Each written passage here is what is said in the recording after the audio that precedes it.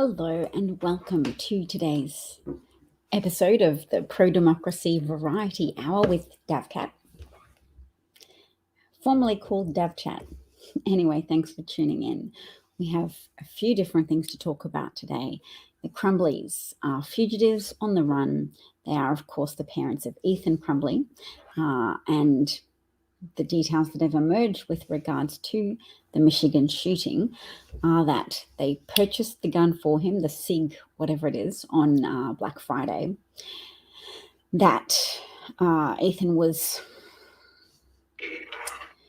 parents were informed after his teachers saw him looking up ammunition to buy during class, and his mum sent him a text message saying, "Lol, I'm not mad at you. You just need to learn how to not get caught." And that on the morning of the shooting, when Ethan Crumbley gunned down four of his fellow students at the school and injured 7 others, that his parents were in fact called into the school to discuss concerning evidence that his teacher had photographed a drawing Ethan had done, which said, what did it say? Can't stop these thoughts. Better look it up so I can be precise. The thoughts won't stop, help me. And he drew pictures of guns and bullets and humans with bullet wounds bleeding. So at that point, when Ethan and his parents were called in to discuss this behavior, Ethan had a gun in his backpack at that moment, but his parents didn't check his backpack, nor did the school. So schools might need to consider ratcheting up the degree of vigilance that they're prepared to exercise if a student is observed to be drawing photographs of guns and people with gunshot wounds. So yes, those parents are now fugitives after having been charged today with 4 counts of involuntary manslaughter each for both James Crumbley and his wife Jennifer Crumbley. They're on the run, possibly armed. Jennifer Crumbley wrote a letter to Donald Trump that was being circulated on social media that thanked Trump for his support of the Second Amendment and criticized schools and pointed out that she was skipping car insurance payments in order to provide a tutor for her son who was struggling at school. So I think her son may have had some emotional and mental disturbances that his parents overlooked, that his parents chose to ignore. They were asked to take him home with them from school on the day of the shooting, and they instead elected to leave their child in school. So it's going to be hard for the school knowing that they had a chance to,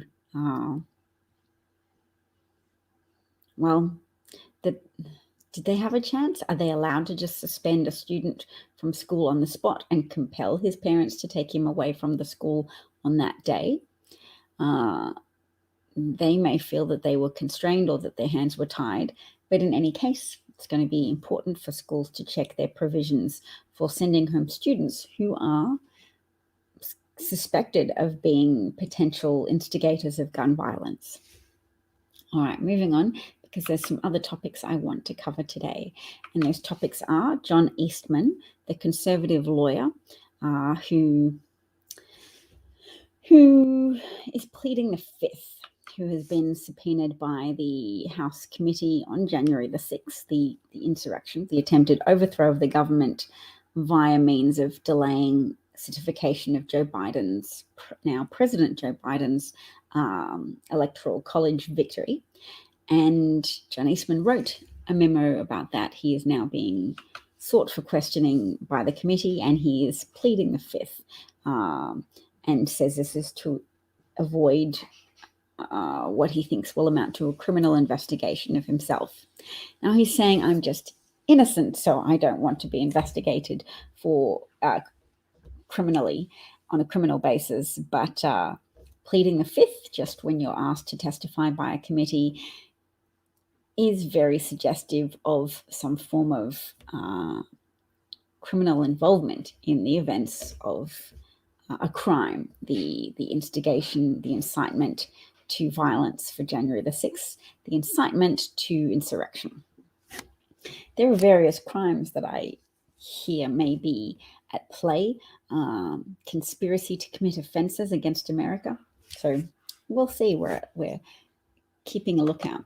So I've opened up a story on the memo that John Eastman wrote for Trump, a 2-page memo to try and, with the goal of trying to persuade then Vice President Michael Pence to subvert the Constitution and overthrow and throw out the 2020 election results. So they obtained the memo, and they've got it. I can read from it. 7 states. It says, privileged and confidential, memo by John Eastman, January the 6th scenario. 7 states have submitted dual state slates of electors to the President of the Senate. Now, that didn't happen, but this was the anticipated and desired outcome described by John Eastman. The 12th Amendment merely, he writes, the 12th Amendment merely provides that the President of the Senate shall, in the presence of the Senate and the House of Representatives, open all the certificates and the votes shall then be counted. So he's saying that the Electoral Count Act is likely unconstitutional. Here's a scenario we propose. Vice President Pence presiding over the joint session, or Senate pro tempore Grassley, if Pence recuses himself, begins to open and count the ballots, starting with Alabama. When he gets to Arizona, he announces that he has multiple slates of electors and is so going to defer decision on that until finishing the other states. This would be the first break with the procedure set out in the Act. I'm still quoting from the memo. At the end, he announces that because of the ongoing disputes in the 7 states, there are no electors that can be deemed validly appointed in those states.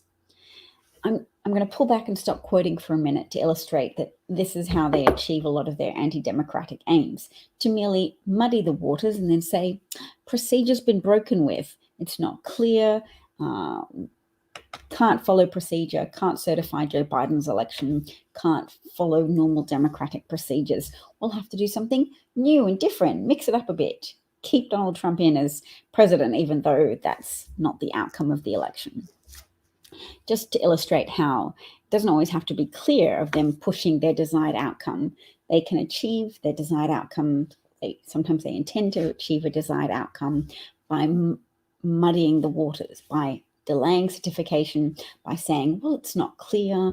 There's 2 slates of electors for some states, that they just wanted to introduce enough contention into what should have been a straightforward procedure of certifying the results, to then claim that couldn't proceed as normal and therefore Trump should get back into power. Well, what they really wanted to do was to throw the results to the House of Representatives to vote on.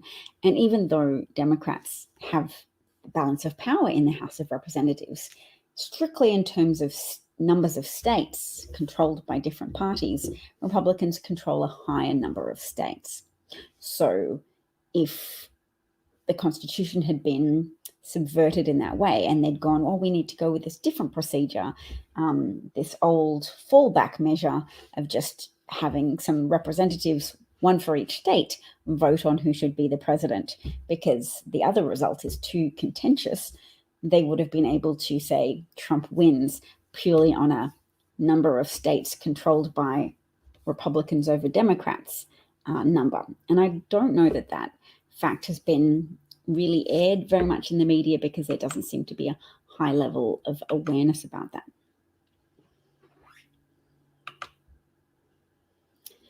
All right, so that's John Eastman. And let's see, this is something just funny I'm going to introduce as a temporary interlude, which is a priest. Let's just read what he says. Reverend Daniel says he's walking in Chester. 2 teenage boys walking to school ahead of him. Boy 1, you haven't been jabbed yet? Boy 2, well, some people say it's bad for you. Boy 1, OF, they used to say you'd go blind if you whacked off. Are you blind, Jared? I haven't stopped laughing all morning. So good for him, that Reverend. He says it's tweets like this that may, why do I think this tweet is just one more nail in the coffin of me ever being elected bishop? So that's nice.